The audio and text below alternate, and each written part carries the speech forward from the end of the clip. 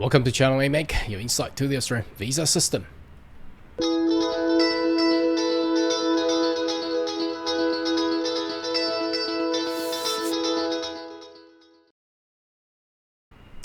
Good day everyone, my name is Carl Young, your online YouTube visa consultant. Are you interested about migrating to Australia? Why don't you consider to subscribe to my channel and turn on the bell on the side so once we have all the updates and news, you'll be the first one getting all the insight. Now today's video is all about some visa news in regards to what we actually care of. There has been a lot of policies has been updated recently. There's not much of information, but obviously I've received a lot of inquiries and comments in regards to whether or not you will actually get invited. Well, my comment is, well, be patient, because as I predicted, everything will resume back to normal processing time by the end of the year or early next year. Well, because I know that the immigration minister is looking to train and obviously currently training 500 case officers. So let them get trained so they can get onto the position and process your visa applications. Okay, now obviously you click into this video knowing that the thumbnail is about Novak Djokovic. Now I'll leave that to the end of this video to discuss, but I would like to share this video first, news first in regards to visas. Now obviously the title says visa changes lower the bar for migrant to fill in the demand jobs. Now a lot of people had come into my channel and obviously talking about probably is this just another thing just to play around by the government things. Look, I think my prediction is quite right. The government is looking to lower the bar, and which has been said in this news publications, and obviously the open for the golden age of migration Australia.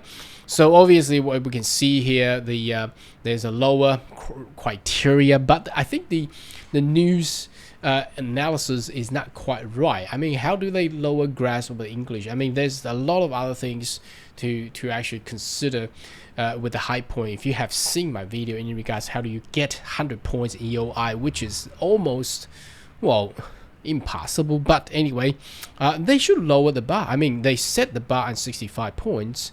Why would you say it's a lowering the criteria if you originally set the standard at 65? Why didn't you set the standard up to 75? If you set the standard and that was the criteria to get invited, well, that's a standard. Why are you calling it lower? I mean, if you compare to what the former government, Scott Morrison, has done, look, that was a little bit crazy, to be honest.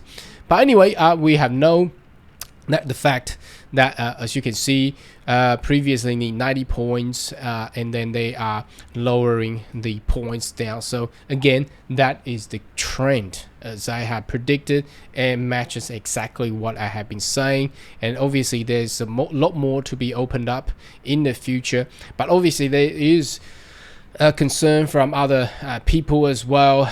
They said the pass mark remain unchanged, 65.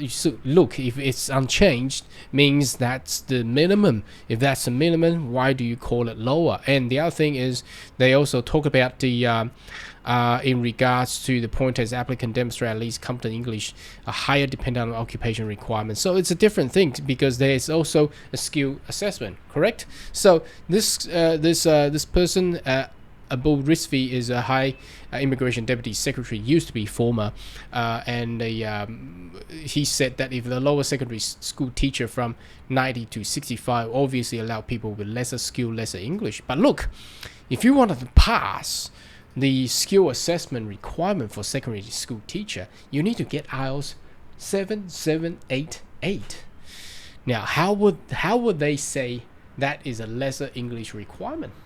But could be the person could be older age, then he or she gets lower points on the age points on EOI point tests, but he or she still need to pass the English test. to actually get the skill assessments. So anyway, probably Mr. Risvi is not really familiar with the skill assessing criteria and things. But anyway, it's a good thing. Overall, the news article is talking about lowering the criteria means that more people actually get migrated with the current system. The annual skill priority list showing the shortage is still rising. An employer has advertised over 300,000 job vacancies, and that all shows, the economy is still struggling with the skill shortages, and that means that's good news for migrants or who you in front of the channel watching this video. A good news for us anyway.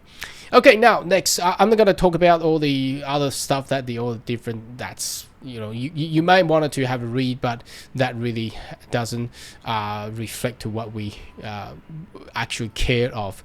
Now next one is obviously the Novak Djokovic news. Now obviously about last time when he wanted to come to Australia to play the game, the former government, the Scott Morrison's government, banned and his government actually deported him. He actually landed in Melbourne, deported him, and the news was huge.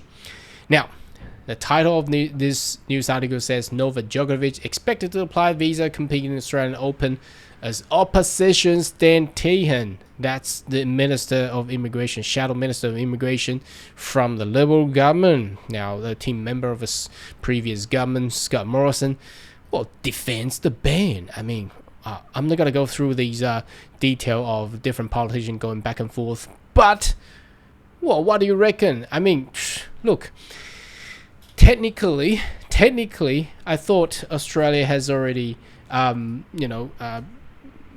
scrap all the mandatory COVID thing. I mean, there's entering into Australia, there's no vaccination certificate required, there's no PCR requirement, there's no more RAT requirements, and there's only a requirement for quarantine for people who is working in the hospital and all those aged care sectors. And for the general public, even if you contracted, who cares now? It's all scrapped. Now that means technically the pandemic is over in Australia. Now, why would the opposition immigration minister, Dane Tahan, still wanted to ban Mr. Novak Djokovic? I mean, if we arguably, a Melbourne Cup, not Melbourne Cup, the Australian Open in Melbourne is a world stage competition for tennis.